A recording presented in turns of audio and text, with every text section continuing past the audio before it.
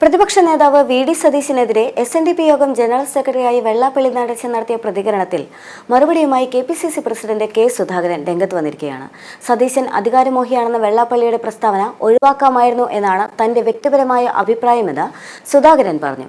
വെള്ളാപ്പള്ളി നടേശന് നല്ല നടപ്പ് നടത്താൻ നമുക്ക് കഴിയില്ലല്ലോ എന്നും അദ്ദേഹം പറഞ്ഞു. അതേസമയം മുഖ്യമന്ത്രി സ്ഥാനത്തെക്കുറിച്ച് വെള്ളാപ്പള്ളി അഭിപ്രായം പറഞ്ഞതിനെ എതിർക്കാനും കെ.പി.സി.സി പ്രസിഡന്റ് തയ്യാറാകുകയും ചെയ്തില്ല. സാമുദായിക നേതാക്കൾക്ക് അഭിപ്രായം പറയാൻ അവകാശമുണ്ട് എന്നായിരുന്നു സുധാകരൻ പറഞ്ഞത്. നേരത്തെ രമേശ് ചെന്നിത്തലയാണ് കോൺഗ്രസിൽ നിന്ന് മുഖ്യമന്ത്രിയാകാൻ യോഗ്യനെന്ന് വെള്ളാപ്പള്ളി പറയുകയും ചെയ്തിരുന്നു. ഇതിലായിരുന്നു സുധാകരന്റെ പ്രതികരണം. സാമുദായിക നേതാക്കൾ കേരളത്തിലെ പൗരന്മാരാണ് എന്നും അവർ അവരവരുടേതായ കാഴ്ചപ്പാടിൽ അഭിപ്രായം പറയുമെന്നും അദ്ദേഹം സൂചിപ്പിച്ചു. പൗരന്മാരെന്ന നിലയിൽ അവർക്ക് അതിനുള്ള സ്വാതന്ത്ര്യമുണ്ട് എന്നും സുധാകരൻ ചൂണ്ടിക്കാണിച്ചു.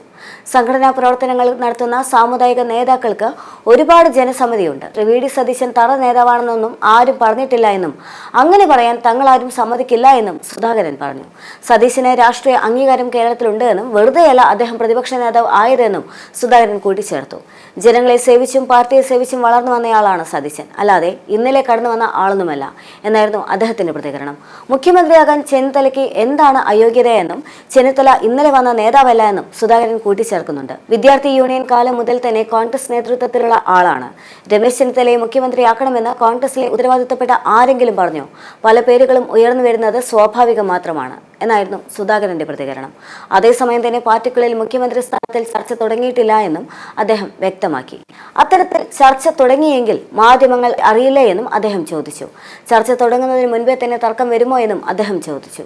കേരളത്തിൽ കോൺഗ്രസ് ഇത് ആദ്യമായിട്ടൊന്നുമല്ലല്ലോ ഭരിക്കാൻ പോകുന്നത്. വളരെ പഴക്കവുമുള്ള രാഷ്ട്രീയ പാർട്ടിയാണ് കോൺഗ്രസ് എന്നും അദ്ദേഹം അവകാശപ്പെട്ടു. അധികാര വടംവലിയുള്ള പാർട്ടിയല്ല കോൺഗ്രസ്.